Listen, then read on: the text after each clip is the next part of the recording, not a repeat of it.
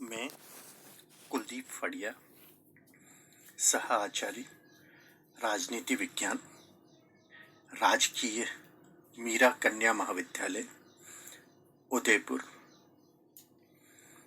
आज हम जिस अध्याय की चर्चा करेंगे वह है द्वितीय वर्ष कला के पेपर प्रथम आधुनिक संविधान के प्रथम यूनिट का एक अध्याय संविधानवाद के बारे में। संविधानवाद क्या होता है, इस बारे में हम लोगों ने पहले पढ़ा है।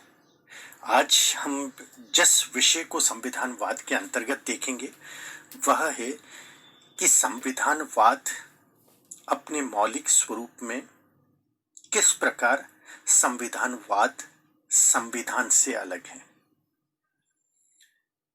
संविधान क्या होता है और संविधानवाद क्या होता है, दोनों में मौलिक अंतर अथवा विभेद किस प्रकार किया जा सकता है।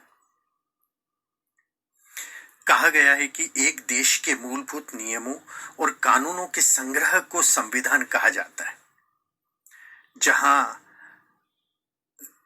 माना जाता है कि यह एक जीवन का मार्ग है जो नियमों और विधियों पर आधारित है, जैसे एक राज्य अपनी जीवन पद्धति को निर्धारित करने के लिए स्वयं चुनता है। लेकिन संविधानवाद नियमों और कानूनों का संग्रह मात्र ही नहीं होता।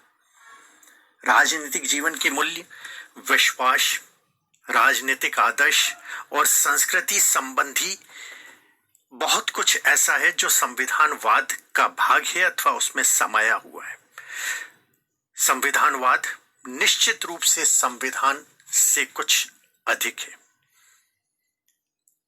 संविधानवाद संविधान पर आधारित होता है और संविधानवाद को संविधान के माध्यम से ही अभिव्यक्त किया जा सकता है। इस आधार पर कुछ विद्वान इस मत का प्रतिपादन करते हैं कि संविधान पर आधारित शासन ही संविधानवाद है और संवैधानिक शासन तथा संविधानवाद में अंतर नहीं किया जा सकता। Doctor C.F. स्ट्रॉन्ग, कोरी एवं अब्राहम के द्वारा इसी प्रकार का दृष्टिकोण अपनाया गया है। C.F. स्ट्रॉन्ग ने कहा है, संविधान उन सिद्धांतों का समूह है जिनके अनुसार राज्य के अधिकारों, नागरिकों के अधिकारों और दोनों के संबंधों में सामंजस्य स्थापित किया जा सकता है। यह भी कहा जाता है कि एक संविधान जो बनाकर अर्पित किया गया है, जैसे लागू किया गया है, उसके निर्देशों के अनुरूप शासन व्यवस्था का संचालन ही वास्तव में संविधानवाद है। यदि संविधान शासन और शासक वर्ग की शक्तियों को मर्यादित करता है तो यह बात भी सही है, लेकिन संविधान और संविधानवाद या संवैधानिक शासन और संविधानवाद को सभी परिस्थितियों में एक जैसा नहीं कहा जा सकता। यदि संविधान शासन की शक्तियों को मर्यादित करने के बजाय शासन और शासक वर्ग की असीमित शक्तियां प्रदान करता है तो ऐसी स्थिति में संविधान संविधानवाद के अनुकूल नहीं वरन प्रतिकूल बन जाता है। बलपूर्वक स्थापित सैनिक शासन, तानाशाही या अन्य कोई रूप या अन्य कोई आतताई शासन, निरंकुश शासन, ऐसा ही उदाहरण माना जा सकता है। संविधान का होना संविधानवाद की गारंटी नहीं है। निरंकुश शासन संविधान को अपनी निरंकुशता छिपाने का एक बहुत अच्छा साधक और साधन बना सकते हैं, या ऐसे इस रूप में माना जा सकता है। मूल रूप से संविधान और संविधानवाद सभी परिस्थितियों में एक जैसे नहीं होते। इन दोनों के बीच में मौलिक विभेद इस प्रकार किया जा सकता है। इनमें पहला अंतर बताते हुए कहा गया है कि परिभाषा की दृष्टि से जहां संविधानवाद एक विचारधारा का प्रतीक है, वहीं संविधान एक संगठन का प्रतीक है। संविधान में किसी राष्ट्र के मूल्य, विश्वास और आदर्श निहित होते हैं, जबकि संविधानवाद उन सिद्धांतों का समूह है जिनके आधार पर शासन शक्तियों और शासकों के अधिकारों तथा उनकी सीमाओं का निर्धारण उन्हीं मूल्यों के अनुरूप किया जाना चाहिए। दूसरा अंतर बताते हुए कहा जाता है कि प्रकृति की दृष्टि से भी दोनों समान नहीं है, दोनों में मूलभूत अंतर है। संविधानवाद में लक्ष्यों और उद्देश्यों की प्रमुखता होती है, जबकि संविधान में साधनों की सुव्यवस्था को प्रधानता दी जाती है। संविधान रूपी साधन के माध्यम से ही संविधानवाद के लक्ष्यों को प्राप्त करने की चेष्टा की जाती है। उत्पत्ति की दृष्टि से जहां संविधानवाद सदैव और आवश्यक रूप से विकास का प्रतिफल होता है, वहां वर्तमान समय में संविधान सामान्यतः निर्मित होते हैं, जो औपचारिक संशोधनों तथा परंपराओं के विकास के आधार पर अपने आप को बदलती हुई परिस्थितियों एवं आवश्यकताओं के अनुसार ढालते रहते हैं। इसका आशय है कि उनमें समय और परिस्थिति के अनुसार परिवर्तन होते रहते हैं। तत्पश्चात माना गया है कि औचित्य के आधार पर दोनों में अंतर है।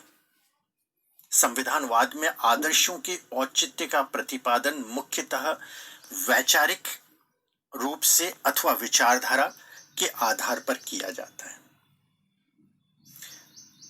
वहीं संविधान का औचित्य मूलतः विधि की औचित्यता अथवा कानून के आधार पर ठहराया जाता है।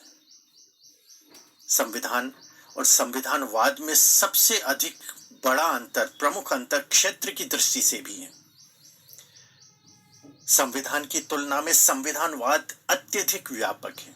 संविधानवाद एक अंतर्भूतकारी, जिसे इंक्लूसिव धारणा कहा जाता है, जबकि संविधान जो है वो एक अपवर्जक, एक्सक्लूसिव धारणा है। संविधान दिखाई देता है, जिसे पढ़ा जा सकता है, जिसे व्याख्या के रूप में अपनाया जा सकता है, लेकिन संविधानवाद एक वैचारिक क्षमता, वैचारिक आधार का प्रतीक है, जिसमें संविधान एक साधन के रूप में कार्य करता है। प्रत्येक देश का अपना एक अलग संविधान होता है, जिससे अन्य संविधानों से कुछ विशिष्टता, अंतर प्राप्त होता है, लेकिन प्रत्येक देश का अपना एक अलग मौलिक संविधानवाद नहीं होता। संविधानवाद की 2-3 अवधारणाएं ही बताई जा सकती है, जैसे हम लोग कहते हैं पाश्चात्य जगत में संविधानवाद की अवधारणा, साम्यवादी जगत में या साम्यवादी देशों में संविधानवाद की अवधारणा, या कहा गया है विकासशील देशों में संविधानवाद की अवधारणा। मौलिक रूप से यह देखा जाता है कि पाश्चात्य जगत में संविधानवाद के मौलिक तत्व या उसकी अवधारणा एक जैसी है, या इस रूप में कहा गया कि साम्यवादी देशों में संविधानवाद मौलिक रूप से मूलतः एक जैसा है। संविधान की विशिष्ट सामाजिक, आर्थिक, सांस्कृतिक और राजनीतिक परिस्थितियां होती है और उसी के अनुरूप संविधानवाद तय होता है। इन सभी अंतरों के बाद हम ये कह सकते हैं कि संविधान और संविधानवाद एक दूसरे के सहायक हैं, एक दूसरे के पूरक हैं, एक दूसरे के साथ साथ चलते हैं। यदि इन दोनों में से एक पर भी प्रहार होता है तो दूसरा अपने आप ढह जाता है। संविधान संविधानवाद का मूल आधार है और संविधान के बिना संविधानवाद की कल्पना भी नहीं की जा सकती। दूसरी ओर यह कहा गया है कि संविधान का लक्ष्य संविधानवाद होना चाहिए, तभी संविधान की सार्थकता अथवा प्रासंगिकता किसी भी रूप में, किसी भी समाज में, किसी भी राष्ट्र में निहित हो सकती है, अन्यथा नहीं। बहुत बहुत धन्यवाद।